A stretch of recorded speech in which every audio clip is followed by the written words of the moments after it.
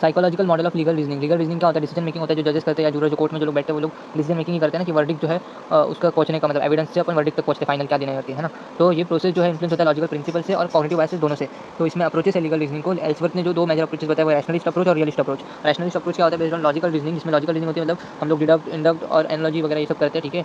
जिसमें एक directional process होता है फ्रॉम एविडेंस टू वर्डिक्ट, मतलब एविडेंस लेते हैं और फिर वर्डिक्ट तक पहुंचते हैं। मतलब एग्जांपल के लिए अगर देखेंगे इससे अच्छे से समझेगा कि अगर लॉ स्टेट करता है कि अल्कोहल माइनर्स को देना इलीगल है तो वो इलीगल है, ठीक है। फिर शॉपकीपर अगर अल्कोहल 17 ईयर ओल्ड को देता है तो वो गिल्टी है, क्योंकि इफ देन रूल होता है इसमें तो वो गिल्टी है, ठीक है, वो लॉ है।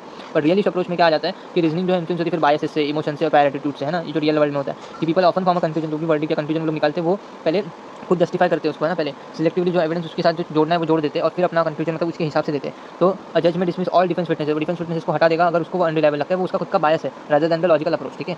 फिर Simon's connectionist model of legal reasoning क्या बोलता है कि जूरर्स जो है वो कोहेरेंट मेंटल रिप्रेजेंटेशन बनाते हैं किसी भी केस का। इसमें क्या होता है? एविडेंस जो है डिफरेंट अलग अलग होते हैं, ठीक है, पॉसिबल वर्डिक्ट तक लिंक होने के लिए। लेकिन जैसे ही नया एविडेंस हो जाता है तो one verdict becomes more strongly activated, है ना। तो एक ही वर्डिक्ट को वो लोग स्ट्रांगली बिलीव करते हैं, फिर उसमें ही लूप में फंस जाते हैं कि वो सपोर्ट करते हैं उसको, जो एविडेंस वही वाला लेते हैं उसको ही रीइंफोर्स करते हैं और फिर कॉन्ट्राडिक्टरी एविडेंस जो रहता है उसको हटा देते हैं, वीकन हो जाता है वो, है ना।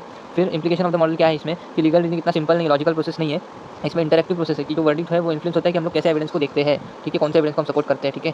फिर experimental evidence on decision polarisation में साइमन ने देखा कि पार्टिसिपेंट्स को legal dispute involving an investor और सॉफ्टवेयर कंपनी का एक बताया, जिसमें एविडेंस पहले उन्होंने इक्वली सपोर्ट किया बोथ साइड्स को, है ना, दोनों साइड्स को बराबर से इक्वल सपोर्ट किया। लेकिन जैसे ही वर्डिक्ट उनको समझा कि गिल्टी है या नॉट गिल्टी, तो पार्टिसिपेंट ने फिर वापस से जब किया तो एविडेंस उस फेवर में किया डिसीजन किया, है ना, कि गिल्टी है तो गिल्टी के साथ चले गए, नॉट गिल्टी तो नॉट गिल्टी के साथ चले गए, मतलब अपने एविडेंस उस हिसाब से एडजस्ट किए।